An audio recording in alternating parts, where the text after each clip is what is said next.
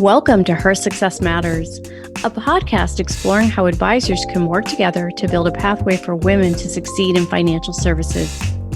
I am your host, Christine Shaw, Chief Executive Officer of Investment News.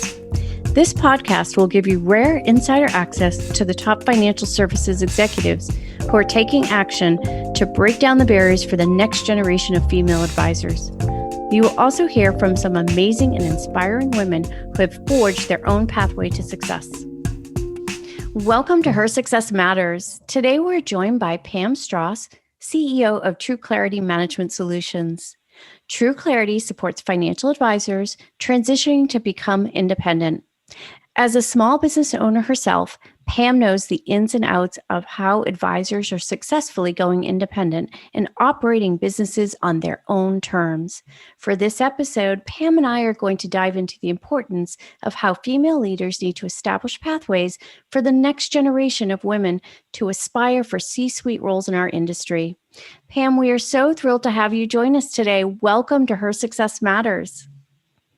Christine, thank you so much. I'm really honored to be a part of your podcast. I've listened to a lot of the females that have come before me on this podcast, and very impressive group indeed.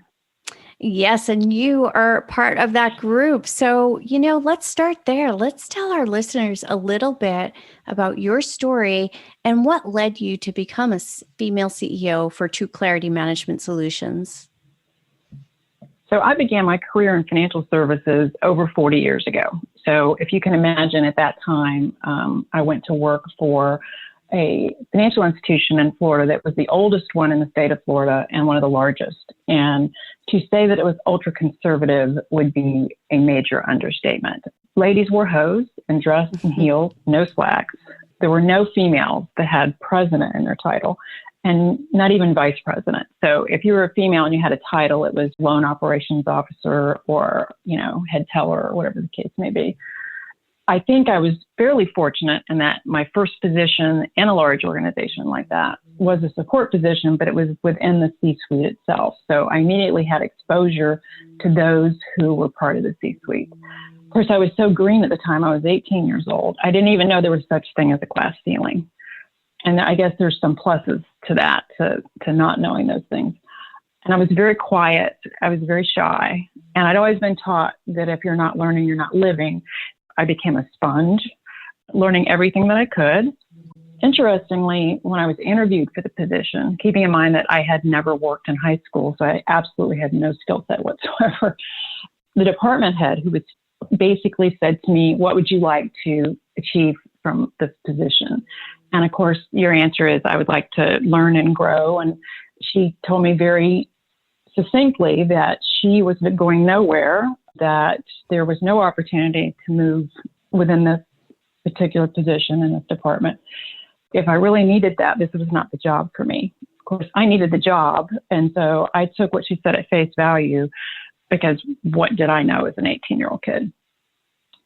Ironically, 2 years later, at 20, I was actually sitting in her chair and I was actually running that department. And she had actually moved into another position.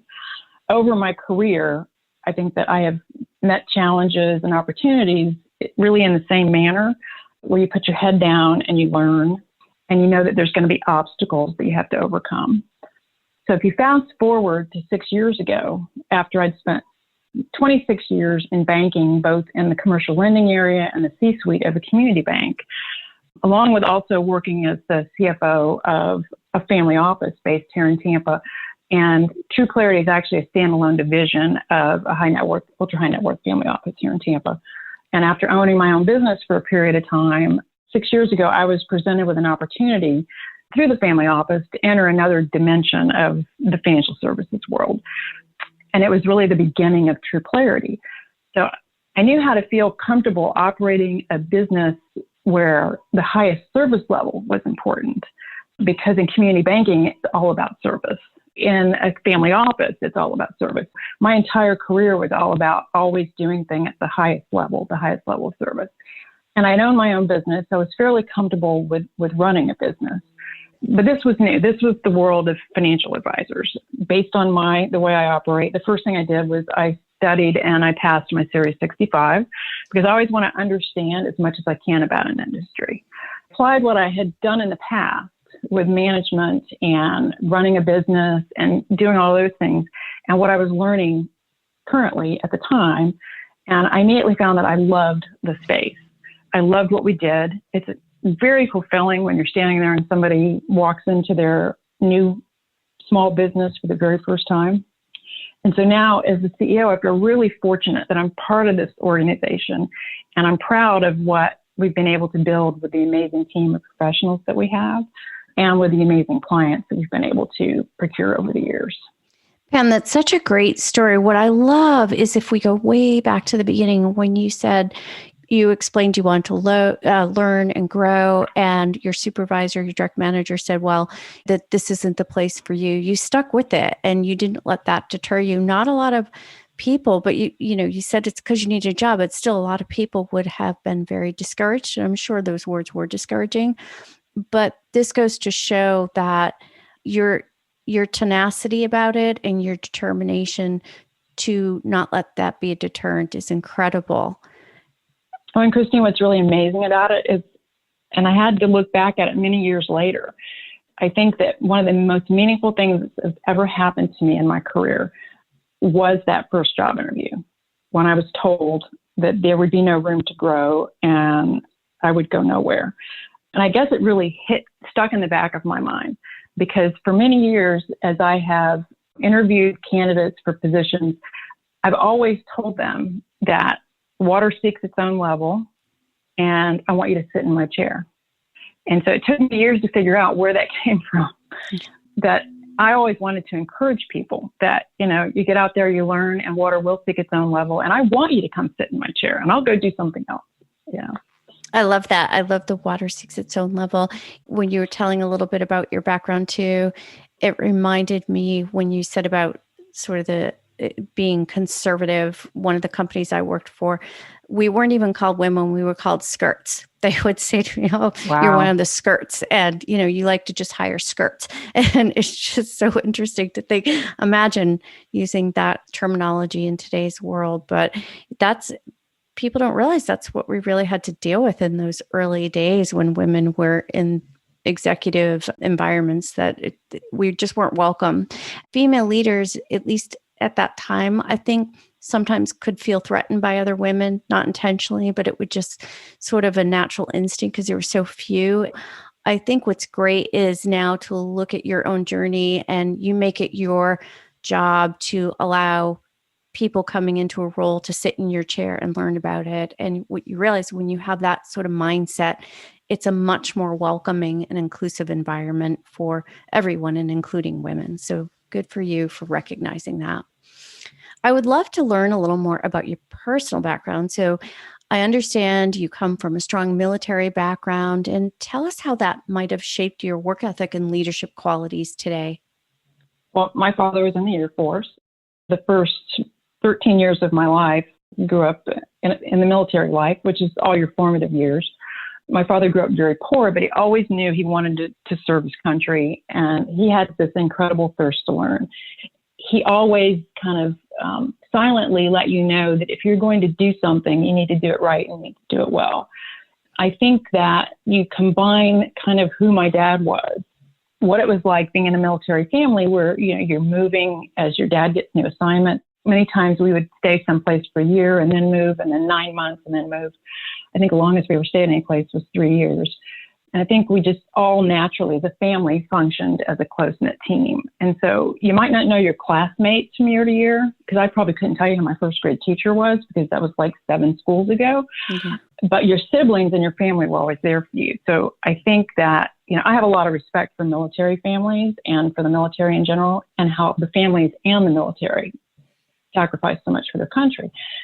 But I believe that my tenacity and my love for learning and my strong belief in the greater success of the team that is won really came from my upbringing.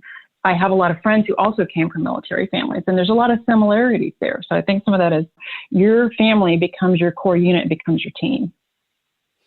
I do believe in that. And there is something to be said about the product of your environment and our formative years. And when we're young, it does shape us and it gives us those skills and qualities to overcome obstacles or to keep keep at it, even if it seems like there's no room for growth or opportunity. So I love that you shared that. And I will comment on one thing too. You said, sometimes the silence from your father, there's something about that generation of parents. My father's silence was, oh my gosh, the power of that. And that was more fearful to me than anybody raising their voice. It was like, you knew when that silence came, you did something wrong.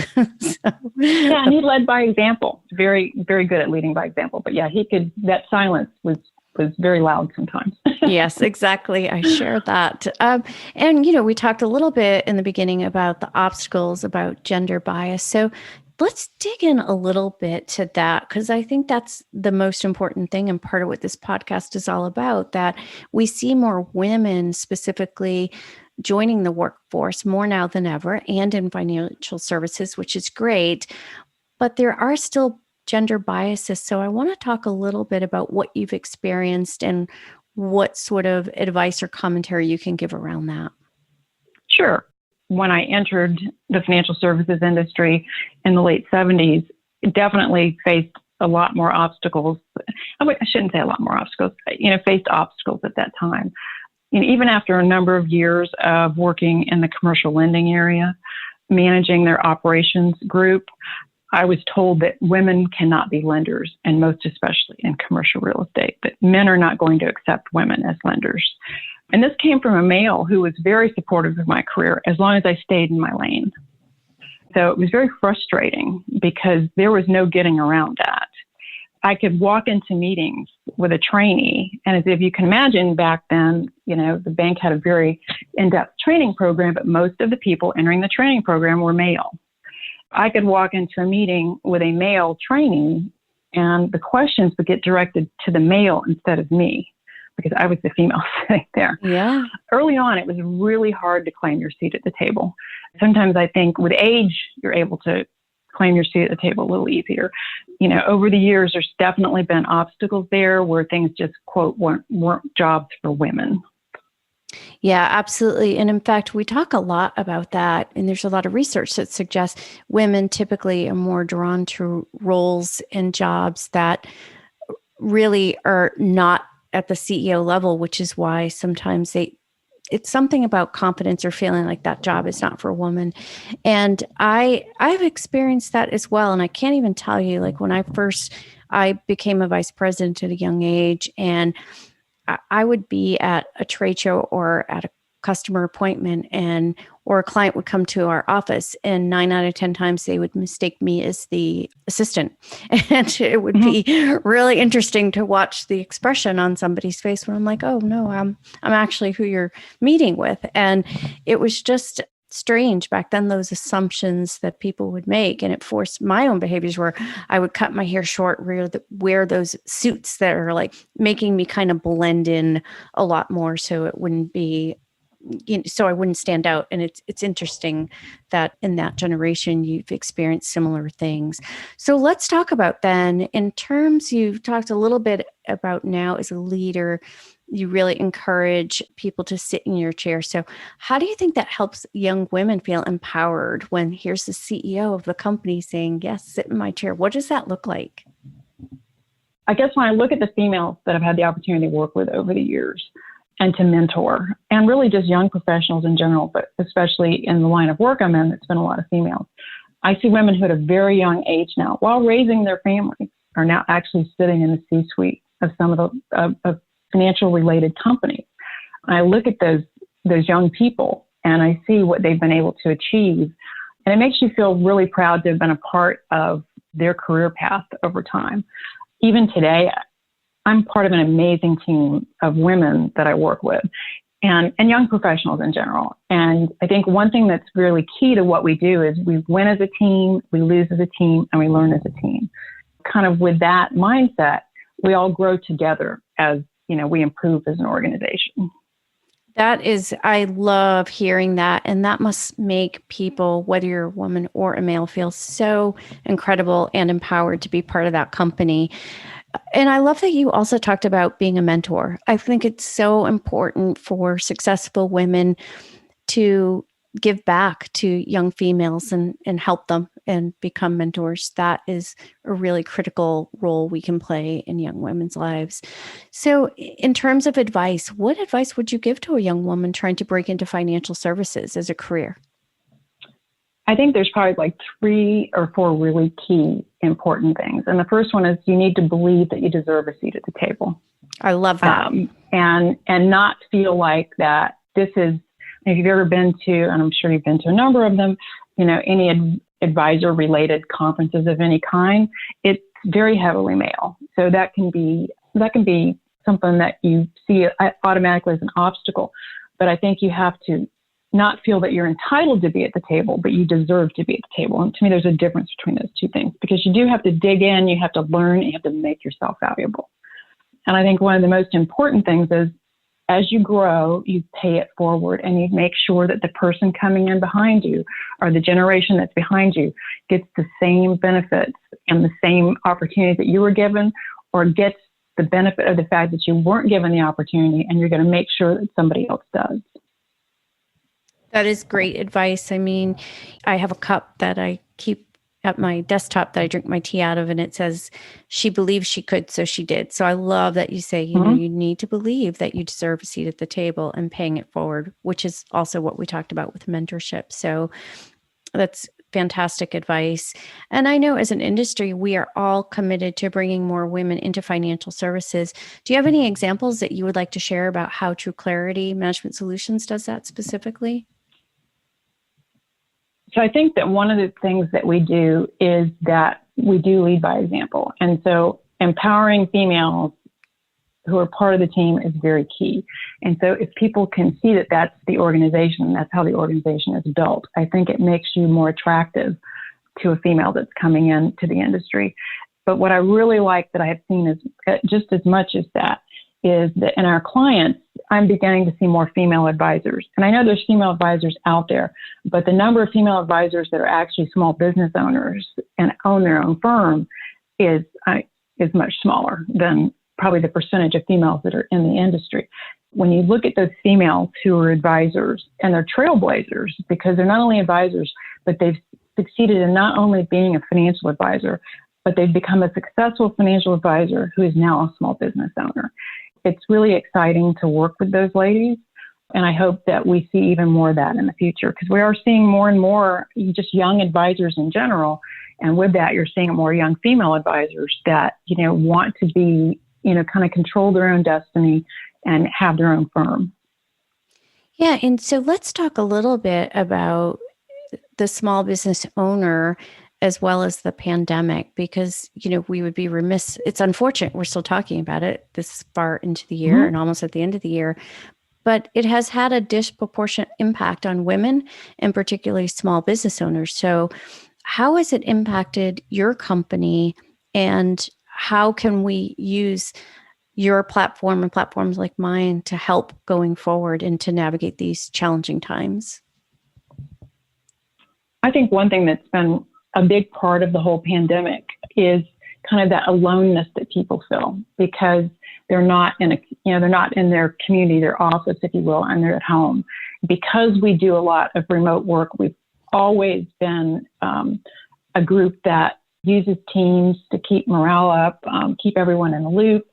But we've started doing things that we didn't do before, even though we had a lot of people who worked remotely.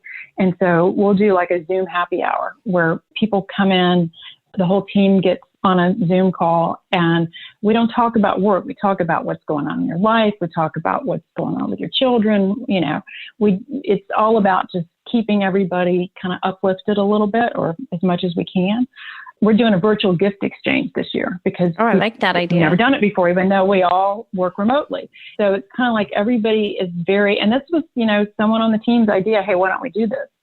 I think that, to make that extra effort, kind of check in on each other, especially people with families at home, and maybe they've got a child now that's learning from home, doing online learning.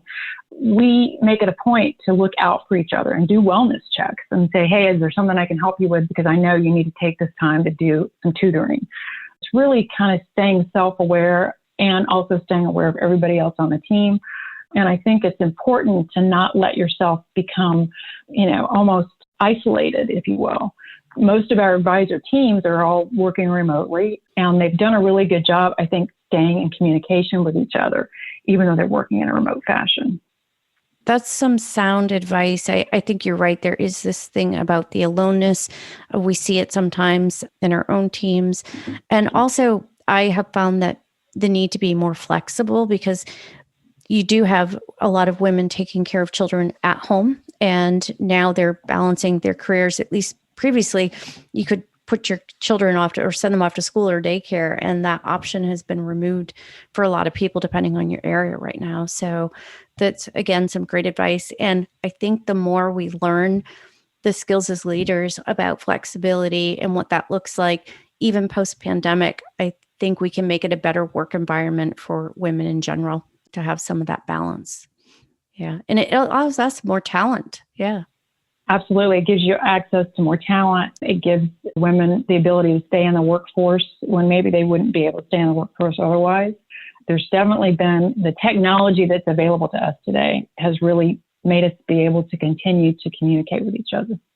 Yeah, it's true. It's interesting because even some of the most tech adverse or people who didn't really like tech have become pros. And it's amazing to see that this has accelerated the use of technology. And it's really now a must have. If you're not well versed in how to do this, you're probably not going to survive long term. But the good news is that's allowing us to be much more flexible and adaptive as organizations. And to your point, it allows us to keep women in the workforce. And I think that's so important. Pam, this has been a great conversation. I loved all the things you shared. First, about being a sponge, not getting deterred when you started out your career, sort of heads down, proving yourself by doing the work. Those feelings of feeling like you deserve to belong, finding your seat at the table, claiming your seat at the table, believing in yourself. And as a female leader, being a mentor, paying it forward, and understanding the new world we're in and how that can lead to opportunity for women as we go forward. So I really just want to thank you so much for sharing your background, your success, and more about what you do as a female CEO in financial services to help the industry. Well, thank you. I very much enjoyed the discussion. Fantastic. Well, have a great rest of your day and happy holidays. Thank you to you as well. Take care. Thank you for listening to this episode of Her Success Matters. Click the subscribe button below to be notified when new episodes become available, and share this podcast with others that believe her success matters.